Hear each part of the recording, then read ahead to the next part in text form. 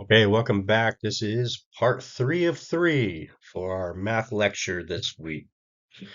This week we're going to be covering pounds formulas, feet ahead, PSI calculations, chemical dosing, um, and there's one other in there. So let's go ahead and dive into it. All right, to solve for pounds, it's good to have a little bit of information here. So, 1 psi, if you were to have a tank of some sort and you had a gauge on the bottom of that and it read 1 psi, that would mean you had 2.31 feet inside of that tank, right? So that's where that comes from, right? So 1 psi is the equivalent of 2.31 feet of head, as it's referred to. Now, the inverse of that would be 1 foot of head, you would have 0.433 psi. So if that same tank that you had and you had 1 foot in there, that gauge at the bottom would read 0.433 psi. So in the question here, what is the psi at the base of the tank? Well, we could see here we've got a 60-foot tank. However, there is 40 feet of water in that.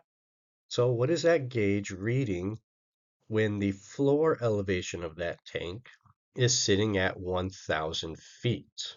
Okay, well, so we take our 40 feet and we divide that by 2.31, and you're left with 17.32 psi. Or you could solve this by saying 40 times 0.433, and you would get the same exact answer.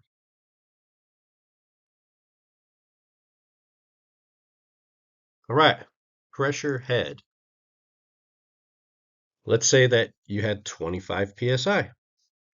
So if you multiplied that by 2.31, you would get 58 feet of pressure head, or feet of head.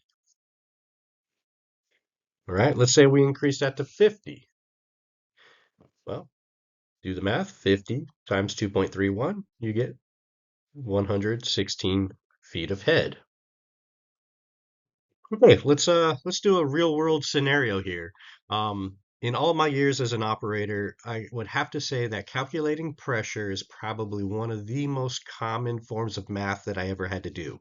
You get plenty of customer complaints about people complaining about their pressure, so you have to run like a theoretical pressure calculation just to get an idea of what the pressure should be at their house. That way you have some baseline information when you show up and you have an understanding of what that pressure should be. And then you would connect to their pressure or their hose bib and you with the pressure gauge, and then you could, see what their pressure actually is. So let's run this theoretical pressure calculation, right? So here we've got a reservoir that at the base is at 1,000 feet, and the water level inside of that reservoir is 40 feet in height. And then you've got your fire hydrant that sits downstream of that reservoir at 857 feet. So first thing we got to do is actually figure out the elevation, which in this case it's given to you, but 1,000 plus 40 would be 1,040 feet. So then you want to subtract that 857 foot elevation from the 1,040 feet, which will give you 183 feet, right? So that is considered your feet of head. So in this case, we're trying to solve for PSI. So you can take your 183 feet divided by 2.31 feet per PSI, and you would get 79.22 PSI. Or if you wanted to do it the other way, you can. If you wanted to multiply by 0.433, you would get it too. But you can see here that 183 divided by 2.31 give you 79.22 psi. Good. So let's say that the question was actually going to ask you, what is the water level in that tank? So using those same appurtenances, the reservoir and the fire hydrant, down at the reservoir or the fire hydrant, you've got 79 psi. So what is the water level inside of that tank, right? And so we know that the base level elevation of that tank is 1,000 feet. So let's solve for this one. Basically the same thing, just in reverse, right? We're solving for feet of head this time. So 79 times 2.31 equals 183 feet. So then you would take that elevation of the fire hydrant at 857 feet and add 183 feet, and you get 1,040 feet. But the question is, what is the water level in the tank, right? So we know that the base elevation of that reservoir is 1,000 feet. So you would just take that 1,040 minus the 40, minus the 1,000 feet, and then you're left with 40 feet. Right? That's how you solve that one. Okay. A lot of things to consider, though, and things to pay attention to when you are being asked pressure questions or feet ahead questions, right?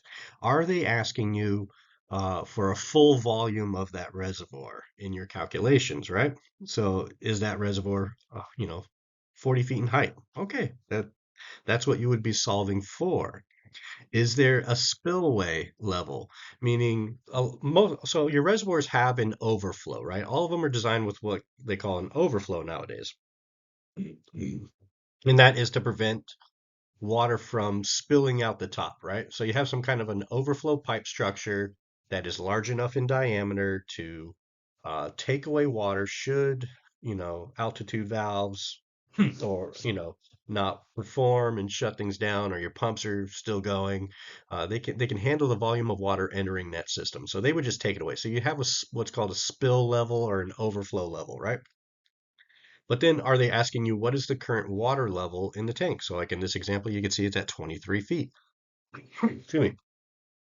So you got to pay attention to a lot of these different variables that they might throw at you in your questions. Okay. Like on the bottom left there, you can see you've got an inlet outlet level that is 3 feet above the floor elevation, right? So that might be where the pressure gauge is at. Um, there's a lot of these little details that you really need to stay focused on anytime you're trying to solve for these pressure calculations in your water distribution exams. So let's get back to solving for pressure. And as we know, pressure is pounds per square inch. So a pressure gauge on a fire hydrant reads 98 PSI. What is the head of this fire hydrant? Right. So 98 PSI, and then you can multiply by 2.31, and that's feet per PSI, and you would get 226.38 feet of head. Or you can do 98 divided by 0.433 psi per foot, and you would still get 226.33. You can see there's a slight difference between the two answers. And so depending, on how you solve this problem, you might get one or the other, but most answer options are going to account for this and either have a range or they'll give you a number that is close or in between these to select from. Okay, a reservoir has 26 feet of water in it. What is the approximate pressure on the gauge located at the bottom of the tank? So if you want to hit pause and solve this one for yourself, feel free to do so. Otherwise, let's go ahead and solve for this problem. Right. So we know 26 times 0.433 is 11.258 psi, or 26 divided by 2.31 equals 11.255 psi, right? We're talking thousandths of a pressure, differential here, right? Not a lot. But that would be the answer. That's how you would solve for this one. All right, next problem, feel free to hit pause, like I said, and solve for this one for yourself, or let's do it together. So a reservoir is 200 feet in diameter, 32 feet high. At the same time, a pressure gauge is mounted at the base of the tank and indicates about 4.5 psi. approximately how many feet of water are in the tank. So, as if you look at this, you can see that we have some information that is useless to us, and the rest of it would be applicable, right? So obviously the 4.5 psi is the most important information in this question. Again, however you feel comfortable solving these ones, I myself, I use 2.31 and 0.433 interchangeably because I am comfortable using both numbers and knowing when to divide and when to multiply by them. But when I was going through the water technology program and for the most part doing all of my distribution exams, I used 2.31. That was just the one number I stuck with, and just I was able to solve these problems correctly just sticking with that one figure. So if that works for you, please do so. Otherwise, or if you're comfortable using 0.433, absolutely use it, right? But I'm going to show you in both ways just so you have the information. Okay, so 4.5 times 2.31, 10.395 feet. Again, see, you're off by 202 thousandths of a PSI in this one, right? So, like I said, the question itself gave you a whole bunch of information that you didn't necessarily need, right? So, things to pay attention to when you're solving for these problems. Okay, now we're solving for gallons per foot. A pressure gauge located at the bottom of a reservoir is 6.5 psi. The tank is 200,000 gallons per foot. How many gallons are currently in the tank? So in this case, we actually need both of these numbers, right? First thing we got to do is solve for feet of head. So to do that, we take our 6.5 psi, we either multiply that by 2.31 or divide by 0.433, and you're going to get 15 feet, approximately, of feet of head. But then remember, we got to solve for how many gallons are currently in the tank. So you'd want to multiply that by that 200,000 gallons per foot. So the answer would be 3,003,000 gallons. All right, here's our next problem. Feel free to pause this video and solve for it yourself, and then come back and we can go over it. Otherwise, let's go ahead and solve this one together. All right. So the question reads, we have a reservoir that is 250 feet in diameter and 30 feet high that is being fed by a 16-inch pipe at 3,500 gallons per minute. A pressure gauge is mounted on a sensing line that is 15 feet below the tank and reads 10.5 psi. How many feet are in the tank? Well, first thing we need to do is look at the question and see what numbers are useless to us, right? So the question is asking how many feet are in the tank, right? So we know that we don't need that 250 feet in diameter, and we don't care that the reservoir is 30 feet high. Same goes for the pipe that's feeding the reservoir and the flow rate that is given to us, right? The most important numbers on this are the pressure gauge reading and where that pressure gauge is located. In this case, it's 15 feet below the tank. So let's take that 10.5 and multiply that by 2.31, and the answer is 24.255 feet. Now, like I said, we could see here that that 24 feet is greater than the 15 feet, right? So we know we're going to have some feet in that tank, right? So next step is to subtract that 15 feet from the 24 feet, and you're left with 9.255 feet inside that tank. Okay. You could take this problem a step further if you wanted to and solve for the gallons that are inside of the reservoir. Um, you're given the information to, achieve that. So if you wish to, go ahead, but that's not part of this slide. Okay, so let's talk about pounds per force. Why is pounds per force an important calculation to have an understanding of? Well, it's typically used in an engineering function, right? If you're installing a reservoir or standpipe, you want to know what that force at the base of that reservoir is going to be, because Depending on the soil type, you might have structural issues. You might have sinkage or settling issues. So, that's where you're typically going to see this formula being used. However, as an operator, it's a really good idea to understand where force is applicable. Because if you do a shutdown, let's say on a 12-inch line, and you have 0 psi on one side, but then you've got 125 PSI on the other side, like in this case, it may be very difficult to open that valve. So, just understanding how force is used and, or how force is considered in the realm of an operator, right? Is kind of important.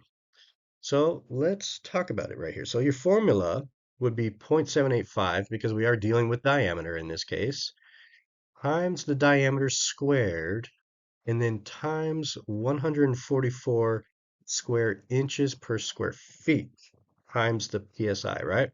Because we're dealing with PSI, we want to keep things in inches. So you have a 12-inch gate valve that is closed. On one side, there's 0 PSI. On the other side, there's 125 PSI. What is a force being exerted onto that one side of that valve, right? Well, you would just put in the information here and solve for it, right? So 0.785 times the diameter in feet, right, squared, times 144 inches squared per foot squared, times 125 pounds per square inch, and your answer is 14,130 pounds of force being applied. So you can imagine, I mean, that's a lot of force to overcome, right? So that's why in the previous lecture we talked about bypass valves. You want to be able to try and equalize that pressure on both sides of these valves, or both sides of the valve itself, so it makes operation of that valve much easier. Okay, let's do a force problem with the consideration of a reservoir, right? Feel free to pause this video and solve it for yourself, and then, join back in and, solve it with us, or watch this video and see how we come to the answer, right? So, if you read the problem, you can see it sounds very similar to a previous problem that we had, right? We have a reservoir that's 250 feet in diameter, 30 feet in high, 16-inch pipe feeding it at 3,500 GPM. We know that we don't need that information. Okay, we do know that we need the 15 the pressure gauge that's mounted on a sensing line 15 feet below the tank that reads 10.5 psi. So what is the total force in pounds per square feet based on the density of water being 62.4 pounds per cubic feet, right? So in this time we're not actually looking at PSI, we're looking at PSF, right? So on the bottom of this reservoir, blah, blah, blah. Okay, so let's get into this one, right? So how do we solve this one? Well, from the previous slide, we know that the height of water will wind up being 9.255 feet. So next we want to do is take that 9.255 feet and multiply that by 62.4 pounds per cubic feet, and you get 577.5 pounds per square feet. Next, we want to solve for the area of that reservoir, right? So 250 feet times 250 feet times 7 or 0.785, and you get 49,062.5 square feet. All right, we're almost there. So if you take those numbers and multiply them by each other, you get 28,333,593.8 pounds, right? So that is your force being applied to the ground, right? If it's a it's a lot of force, honestly. Kind of cool though. Like I said, sometimes it's just kind of fun to run these numbers, just see how it can be. All right. Okay. Pounds of force continued here, right? So what is the amount of force being exerted onto a closed 8-inch butterfly valve if you have 0 psi on one side and 76 psi on the other, right? So at this point, we know the formula. You're just going to uh, first make your conversion from inches into feet, right? So 8 divided by 12 will give you 0.667 uh, feet. And then that 0.785 times 0.677 or 0.667 feet squared. But then we're dealing with PSI, or so we need to convert back into inches. So then you would take that and you would multiply that by 144 inches squared per feet squared. So the feet squared in this case would cancel out. You're left with inches squared, right? So then you would multiply by the 76 PSI, right? So now your inches squared would cancel out and you're left with pounds. And so the answer would be 3,822 pounds of force. So the question I have posited here is, would this valve be easy to open knowing that there's so much force against it? If you answered yes, you are probably correct here because it is a butterfly valve. And as if you remember from the previous lecture on valves, that valve has like a hinge point in the middle with a wafer that's, will rotate. And so it makes it easy to open this style of valve. All right, let's move on. Okay, now we're getting into chlorine calculations or chlorine dosage calculations, right? So basic chlorine dosage formulas. Um, you've got pounds of chlorine, which can equal milligrams per liter times 8.34, which is the weight of 1 gallon of water times the dose, right? Or this problem may be presented to you in days, right? So then it's just pounds per day of chlorine, which will equal mgd times your 8.34 times your chlorine dose. Okay, fluorine gas. So, we'll get into this later in the semester, but here's just some real base information for you that, they typically come in 150-pound cylinders or 1-ton cylinders. If you were to stand this thing up, gas would be on top and the liquid be on the bottom. The rotometer, right? That's what's measuring your flow in pounds per day, right? So you have a rotometer that's giving you your pounds per day. Yeah, makes water healthy and tasty. Well, it is providing a level of disinfection. So yes, it is definitely going to keep us a little healthier than if it wasn't there. And then tasty, well, that's subjective. So I'll leave that up to you. Another important number is chlorine gas expands 460 times its liquid volume. That is a number that I've seen on distribution exams. You might see it on quizzes, midterm, final. Just keep that one tucked away in the back of your mind. Okay, pounds formula. Again, here is that pie chart I was telling you all about. Um, Typically, the only numbers that you're going to have to really calculate are your million gallons per day, and then, of course, the pounds. And if you're working from the bottom up, you're going to multiply. And if you're working from the top down, you're going to divide. Okay? So, like I said, these pie charts can be really helpful in keeping things organized for you. Okay, so in our problem here, we want to solve for the above the horizontal line simply by multiplying the three numbers that are on the bottom. That's like what I was saying. Multiply up, divide down. All right, so to solve for the one piece of that pie on the bottom, you're going to divide down, right? So if you were to take 4 milligrams per liter times 8.34, and that's pounds, um, pounds of 1 gallon of water times 10 million gallons a day, you're going to get 333.6 pounds per day.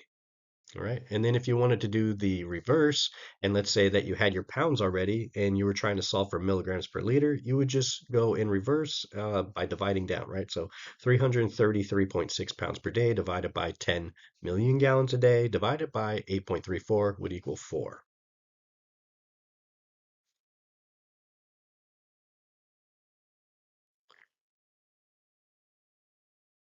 Okay. So let's go ahead and just here's how the problem would look in most cases, right? So treatment plant is producing 10 million gallons a day. How many pounds of gaseous chlorine is needed per day to dose at 4 milligrams per liter, right? So you're trying to figure out the pounds per day, right? That's what they're asking you is how many pounds of chlorine gas is needed, right? So 4 times 8.34 times 10 would equal 336 or 333.6 pounds per day. Okay, I have a problem here for you. If you wish to pause this video and solve it for yourself and then come back, do so. If not, let's move on. You have a flow of 12 million gallons a day, and you want a chlorine residual of 2.5 milligrams per liter. How many pounds of calcium hypochlorite will you need to achieve this? So we're trying to solve for our pounds. So we are going to want to multiply from the bottom up. So we know we have 12, we know we have 2.5, and we know that 8.34 is a constant. So you plug in those numbers, 2.5 times 8.34 times 12, and you get 250.2 pounds of chlorine or calcium hypochlorite, right? Another form of chlorine. All right. Here is another problem. Go ahead and feel free to pause, like I always say, and jump back in when you're ready. All right. A pipeline flowing at 15.6 million gallons a day is to be dosed at 2.5 milligrams per liter. How many pounds per day of 100% gaseous chlorine will be needed? Okay, so in this case, like I said, we're talking about 100% gaseous chlorine. Later on, we're going to talk about different percentages. So that's why I'm bringing it up now to just introduce it to you. Again, we're solving for pounds per day. So we know that we have 15.6 million gallons per day. You can see I left the D off there. We're trying to multiply that by 2.5 milligrams per liter times 8.34 pounds per gallon, right? So our answer winds up being 325.6 or 2.26 pounds per day of 100% gaseous chlorine.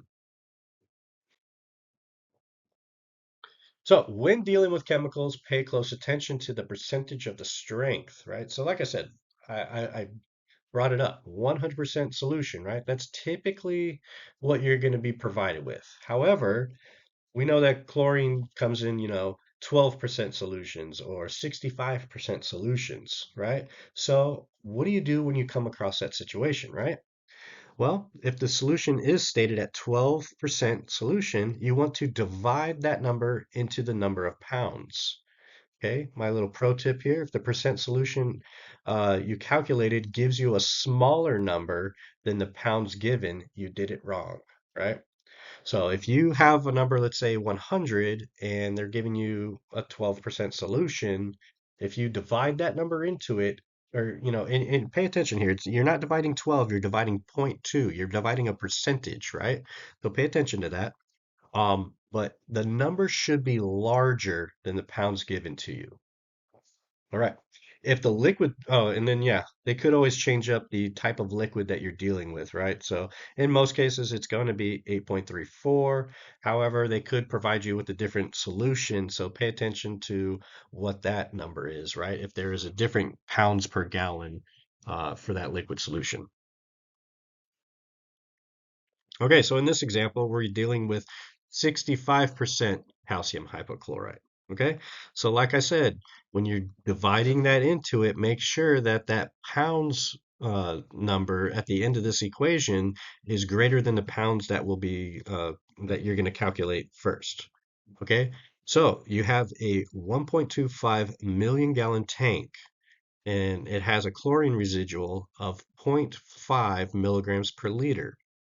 How many pounds of powdered 65% calcium hypochlorite is needed to boost that residual to 2 milligrams per liter? Okay, let's plug and play our numbers that we know. So where did that 1.5 come from? I'll show you in just a sec. You're just subtracting that. Because you already have that half milligram per liter, and you want 2.0 milligrams per liter, you're just subtracting the two because all you need to do is make up that difference, right? So 1.5 times 8.34 times 1.25, and you get 15.64 pounds, right? However, you were given calcium hypochlorite solution of 65%. So that's what you need to pay attention to. So what do? We divide by 0.65. And when you do that, you get 24.06 pounds of solution. So you can see our number went larger. That's how we know we did it correctly. All right. And then here's the breakdown of that problem again. Right. So if you like to write them out, you don't like using the pi, maybe your problem will look like this. You've subtracted the zero point 0.5 from the 2, got 1.5, then you multiplied across and up, and then divided that 0.65 at the end, and you got, the same answer. Okay, this time we're using a 12% solution. And the question, if you'll pay attention to, the numbers are essentially the same. However, this time we are asking for how many gallons of liquid 12% sodium hypochlorite solution will be needed to boost that residual to that 2 milligrams per liter. Again, subtract the zero point 0.5 from the 2, and you get 1.5. You're going to multiply 1.25 million gallons times 1.5 milligrams per liter times 8.34. You're going to divide by 0.12, and you're going to get 130.3 pounds of sodium hypochlorite. However, we're dealing with the question is asking how many gallons, right? So then you could take that 130 and 130.3 pounds, divide that by 8.34 pounds per gallon, and you get 15.6 gallons that is needed, right? Okay, I've given you another one here. Let's just cruise through it real quick. You got a reservoir that's 250 feet in diameter with 9 feet of water in it that is to be dosed to a residual of 2.5 parts per million with a 65% solution. How many gallons will be needed to achieve this? And when I'm talking about gallons, I'm talking about the gallons of sodium hypochlorite, right? Not gallons of water. So we already know. So in this case particularly, you're having to solve for the millions of gallons, right? It wasn't provided to you. So if you take your diameter of your reservoir, times, or so diameter squared times 0.785 times 7.48, you get 366,987.5 gallons per foot. We know that there's 9 feet of water in there, so you would multiply that by 9, and you get your 3,302,887.5 gallons, right? But we need to solve for million gallons, so then at that stage you divide that by 1 million, and you get 3.3 rounded, right? So we have our million gallons now. We know that we are trying to dose to a residual of 2.5 parts per million. And obviously, water is 8.34 pounds per gallon, right? So multiply that out, you get 68.8 pounds of sodium hypochlorite solution. However, it's a 65%, right? So remember, we've got to divide. So let's divide that 68.8 by 0.65. You get 105.8 pounds sodium hypochlorite solution. However, again, the problem asks for gallons. So we take it one more step further. You take 105.8, divide that by 8.34, and you get 12.69 gallons of liquid sodium hypochlorite solution. That is your answer. Hopefully you arrived at the same thing if you did this on your own. Okay, so let's summarize all of the lessons that we've learned throughout this lecture. Right. Well, this is part 3 of 3. I know it was a lot. Hopefully you made it all the way through, but know how to use your conversion sheet, right? Know where those formulas are on that conversion sheet because these things are going to save you time. You're only given 3 hours to complete these tests. So anything you could do to help save yourself some time, especially in the math portion, is really going to benefit you, right? Shortcuts are great, but don't forget what steps the shortcuts are cutting to make it possible, right? If you don't remember how to do those things, then maybe doing it long-handed is best for you, okay? But they will save you time.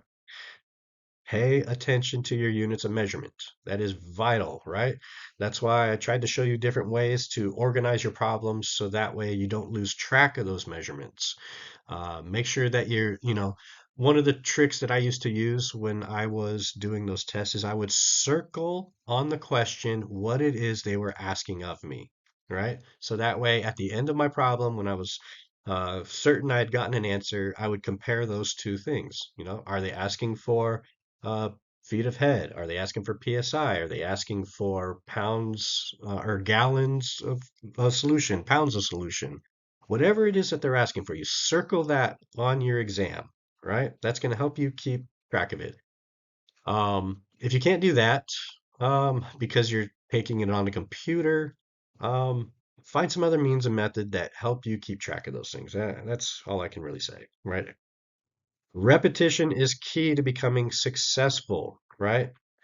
Only doing one problem a day is better than doing no problems at all. However, even for myself, I struggle just like everybody else. I would I would spend about an hour a day in the 30 days leading up to an exam. So I knew that I had about, 30 hours of studying time under my belt prior to going into an exam, right? And hey, I got a D5 out of it. So I recommend, if it worked for me, and I don't consider myself to be the brightest person out there, I think it might work for you. So give it a try. Okay. There is obviously more math to this water industry, and we are going to learn those things later on. But the problems that we covered in this lecture are the bulk of the type of problems that you're likely to see on a distribution exam. And again, I do kind of teach towards the distribution exam because, that's what's going to help you. Okay. There is so much more to it. And those are things that you learn through experience. However, most of you are probably taking this class so you can pass the distribution exam. And so that is why I tend to teach towards the distribution exam. All right. Don't wait until the day of an exam to ask me for help if you need it. And with that, I give you your very last problem, which is 16 minus 4, which equals the number of weeks we have left, right? All right. Talk to you later.